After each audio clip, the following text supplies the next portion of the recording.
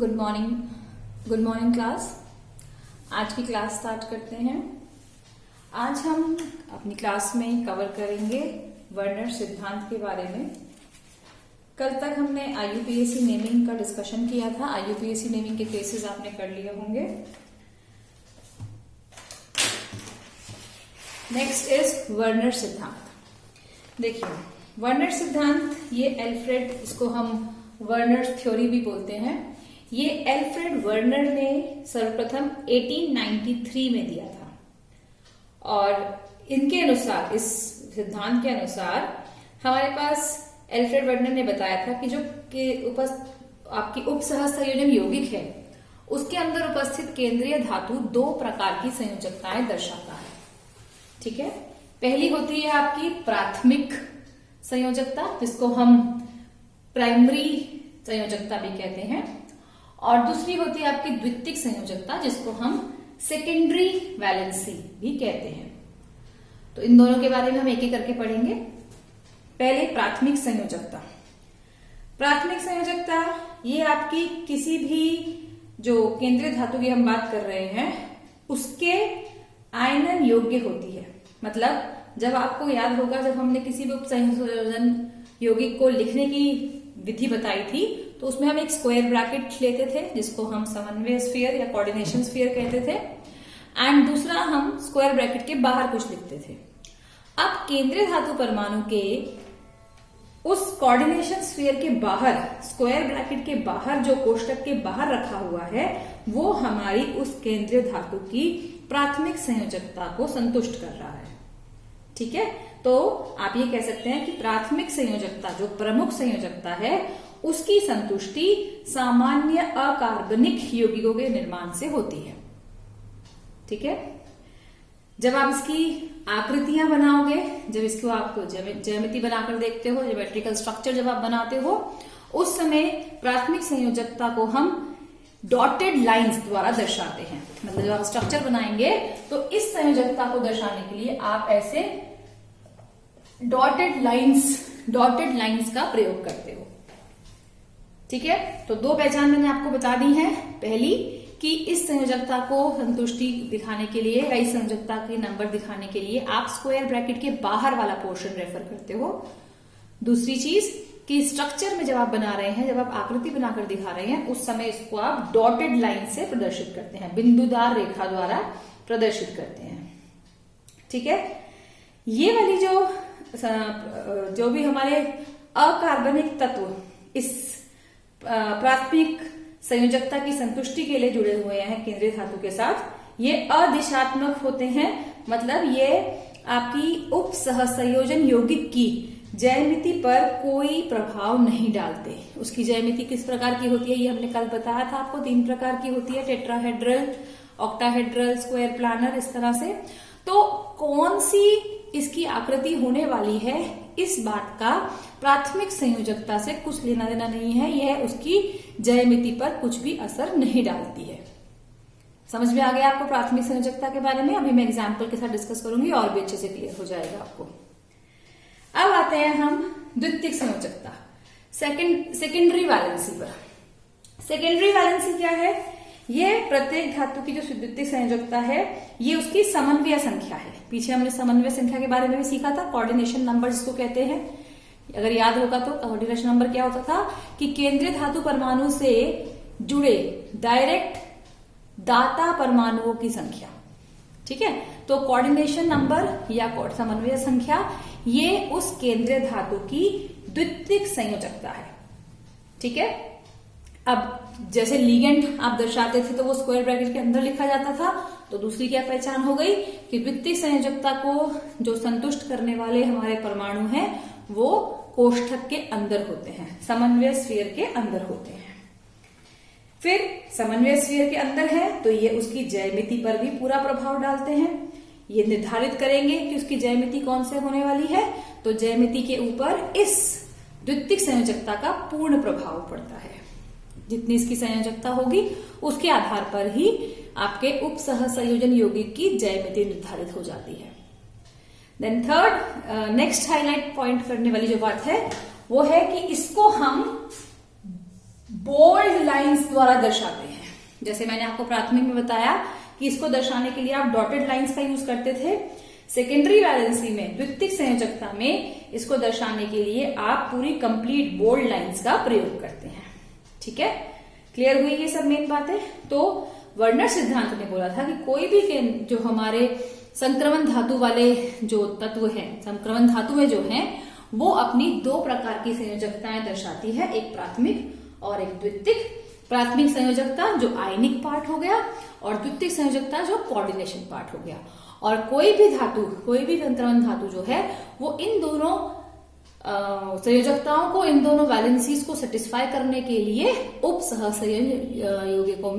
यौगिकों को बनाने में सक्षम है। क्लियर? ये सब कुछ वर्नर के सिद्धांत पर था। अब वर्नर का सिद्धांत सक्सेसफुल रहा कुछ समय तक, क्योंकि इसके आधार पर हम ज्यामिति वो समझा पाए। जो भी हमारे पास ज्यामिति होती है, कैसे है, क्यों है, ये हम बहुत इजीली एक्सप्लेन कर पाए। दूसरा, इसको हमने प्रयोग लैबोरेटरी में प्रयोगों द्वारा भी दर्शा दिया। जैसे कि आप कॉम्प्लेक्स लेते हो कोबाल्ट हेक्सा अमीन क्लोराइड, तो इसमें हमारे पास देखिए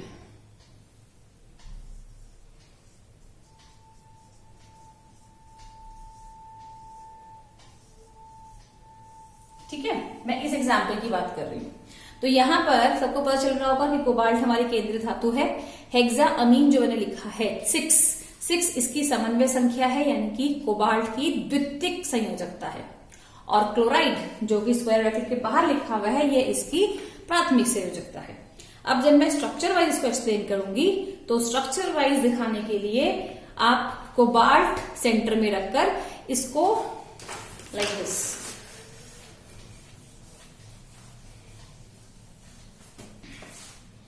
कोबाल्ट सेंटर में रखेंगे। 6 दिखाना है, 1 2 3 4 5 एंड 6। ये हमारी यहां पर हर प्लेस पर अमीन आ जाएगा, NH3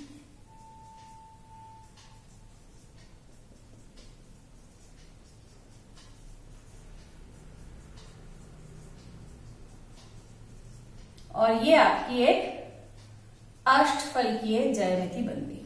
ठीक है, अष्टफलकीय देखिए आपको प्रैक्टिकली इस तरह से होता है। अष्टफलकीय मतलब एक प्लेन के चारों कॉर्नर पे आपके पास अमीन है, ऊपर की तरफ अमीन है और नीचे की तरफ अमीन है, तो ये शेप होती है अष्टफल शेप। अब कोबाल्ट की जो द्वितीयक संयोजकता है उस पर अमीन की संख्या 6 ने दर्शा रखा है कि इसकी ज्यामिति क्या होगी। जो बचे हुए 3 क्लोरीन एटम्स हैं, उन 3 क्लोरीन एटम्स को आप डॉटेड से शो करते हो। दैट मीन्स उसको आप this is first, this is second and this is third. तो डॉटेड से हमने क्लोराइड आयन को लगा दिया। इसका मतलब कि ये इसकी प्राथमिक संयोजकता है। क्लोराइड की पोजीशन से इसकी ज्यामिति पर कुछ भी प्रभाव नहीं पड़ा। ये हमें इसकी ज्यामिति उतारने में हेल्प करता है। तो हमारे को वर्नर सिद्धांत के ये तो एडवांटेजेस हो गए। इसको हमने प्रूफ कैसे करके दिखाया, लेबोरेटरी में जब आप इसको टेस्ट करके देखते हो, तो ये वाला जो मैंने यौगिक लिखा हुआ है बोर्ड पे इस समय पे, इसके साथ हम क्लोराइड के जब टेस्ट करते हैं तो वो सभी टेस्ट पॉजिटिव आ जाते हैं। क्लोराइड के टेस्ट आपको याद होंगे कैसे करते थे, 11th आपने करे हुए हैं ऑलरेडी 11th क्लास में क्लोराइड आयन के लिए सिल्वर नाइट्रेट वाले टेस्ट। तो वैसे ही आपको टेस्ट करके दिखाने होते हैं। थ्योरी में इस एस्पेक्ट का कोई इतना इंपॉर्टेंस नहीं है, बट प्रायोगिक प्रूफ वर्नर थ्योरी का हमने इसी तरह से करके दिखाया था। ठीक है, तो ये सब कुछ था आपके वर्नर सिद्धांत के बारे में। अब नेक्स्ट आता है EAN, इफेक्टिव एटॉमिक नंबर, प्रभावी परमाणु संख्या। प्रभावी परमाणु संख्या मतलब जो हमारा उप सहसंयोजन यौगिक है उसके लिए इस नियम के अनुसार वो कहते हैं कि किसी भी केंद्रीय धातु परमाणु या आयन के समूह के साथ इतनी संख्या में आबंध बनाएगा जिससे संकुल में धातु के चारों ओर कुल इलेक्ट्रॉनों की संख्या आगामी अक्रिय गैस की इलेक्ट्रॉन जितनी हो जाएगी, और इसी को हम प्रभावी परमाणु संख्या कहते हैं। ठीक है, मतलब जो हमारा केंद्रीय धातु परमाणु है, ये नियम कहता है कि वो इस लेवल तक बॉन्ड बनाएगा, इस लेवल तक आबंधन में जाता है कि उस केंद्रीय धातु के चारों ओर अब जो इलेक्ट्रॉनों की संख्या है वो इलेक्ट्रॉनों की संख्या उससे नेक्स्ट नियरेस्ट जो भी नोबल गैस होगी उसके परमाणु क्रमांक के बराबर हो जाती है। ठीक है, तो इसके लिए आप एक फॉर्मूला भी बना लेते हो इफेक्टिव एटॉमिक नंबर के लिए। जो हमारी केंद्रीय धातु परमाणु है उसकी परमाणु संख्या माइनस उसी धातु की ऑक्सीकरण संख्या, ठीक है, प्लस 2 मल्टीप्लाई उस केंद्रीय धातु परमाणु से जुड़े हुए एक दंतुक लिगेंडों की संख्या। ठीक है, इस पूरे चीजों को जब आप सॉल्व करते हो तो सॉल्व करने के बाद आपके पास जो नंबर आएगा वो उस धातु की नियरेस्ट जो भी उससे सबसे निकटतम नोबल गैस होगी उसके बराबर होता है। ठीक है, इस रूल को भी मैं आपको उदाहरण के साथ समझाती हूं। जैसे हमारे पास कोबाल्ट, नाइट्रो 6